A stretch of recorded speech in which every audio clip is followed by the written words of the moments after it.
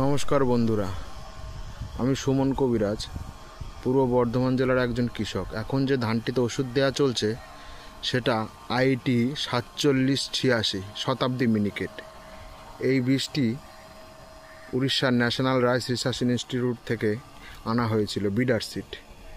দেখুন কত সুন্দর গাছের গ্রোথ হয়েছে এবং কত সুন্দর ধান গাছ হয়েছে। দেখুন কাঠি গোল হওয়ার মুখে, কাঠিটা গোল হচ্ছে। আমরা এখন লাস্ট স্প্রে করে দিচ্ছি ধানের জমিতে। দেখুন কত সুন্দর। এই জমিটি মোট 1.5 বিঘে জমি আছে।